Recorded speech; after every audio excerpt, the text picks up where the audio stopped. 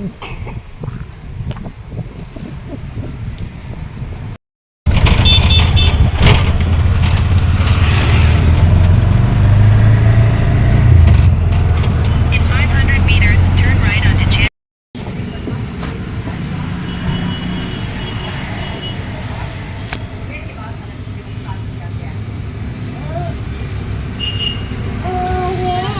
મમ લેવું?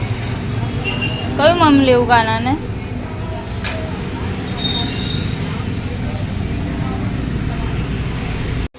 કાના ઝૂલાયો. યે બ્લેક ફોરેસ્ટ.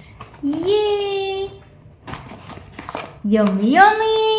સે યમી યમી. સે યમી યમી. હા વેરી ગુડ. મમ્માનો હાથ ગંદો કર્યો.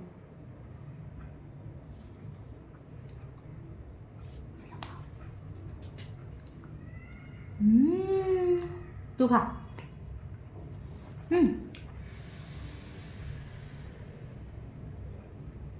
ચોકલેટ ચોકલેટ કાનું ચોકલેટ.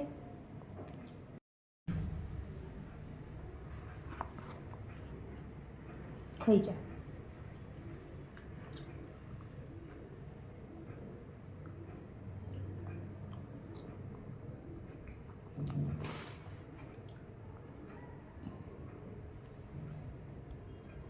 એ તો ના ખવાય કાનો, ચૂપ પડી જાય છે બધી.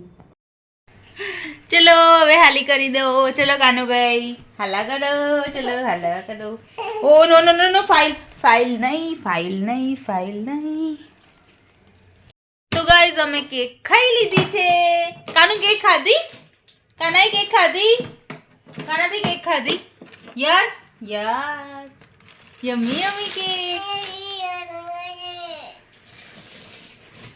કો હાય.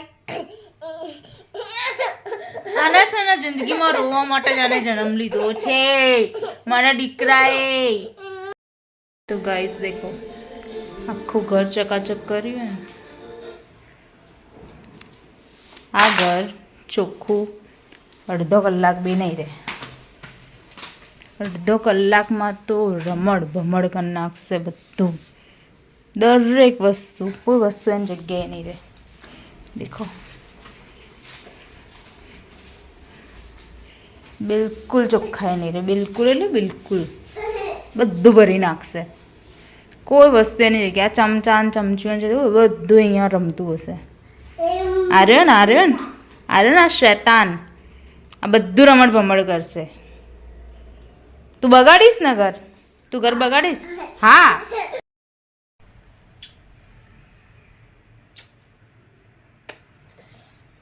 કેમ મસ્તી કરો?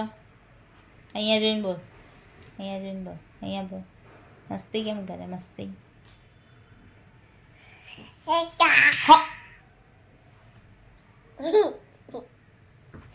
કાના કેમ મારી રહ્યો તું મને?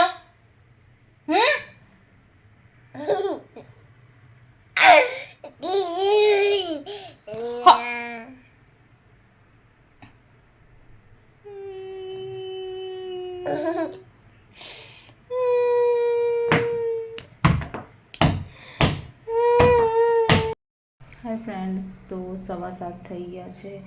હું પાછું નહીં નાહી. પૂરા શરીરમાં એટલો દુખાવો થાય છે ને રાંધવાનું બી ઈચ્છા જ નહીં થતી. ઊભું બી નહીં થવાતું. એટલું કમર દુખાય છે. પૂરું શરીર અકળાઈ ગયું. ગરમ પાણીથી સવારે બી નાહી તે અત્યારે પાછી નાહી. થોડું ફ્રેશ ફીલ થાય માટે. માથું બી ધોઈ દીધું. એટલું હેડિક થઈ રહ્યું માથું.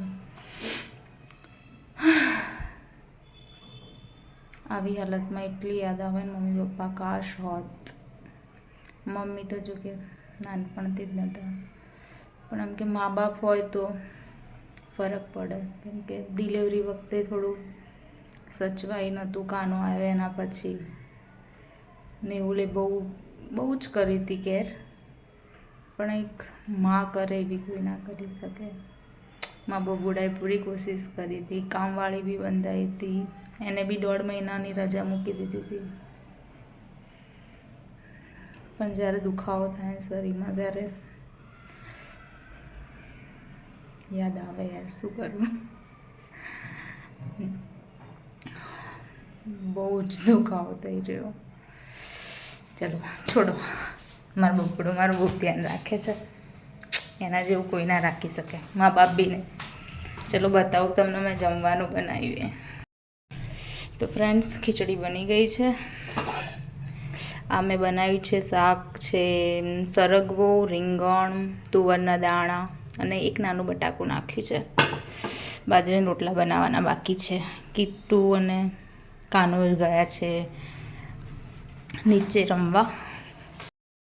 તો ગાઈસ, મારું વાઘ ઊંઘી ગયો છે, એના પપ્પા ખાવા બેઠા છે, કિટ્ટુ ખાય છે, મારે ખાવાનું બાકી છે. ચૂડોને ખવડાવીને ઊંઘાડી દીધું છે. એના પપ્પાને બિલકુલ ખાવા નહીં દેતો, બહુ હેરાન કરે છે ખાતી વખતે. એને પહેલાં ખવડાવી દીધું. બપોરે પૂરો બપોર ઊંઘ્યો જ નહીં, સવારે ઊંઘ્યો તો બસ. સવારે એટલે 11 વાગે જેવું સૂઈ ગયો છે. ચલો તો બાય. અહીંયા હું બ્લોગ એન્ડ કરું છું. બ્લોગ ગમે તો લાઈક કરો, શેર કરો, સબસ્ક્રાઈબ કરો. બધા સબસ્ક્રાઈબ ઓછું કરે છે, બ્લોગ જોવે છે તો પણ પ્લીઝ સબસ્ક્રાઈબ પણ કરો.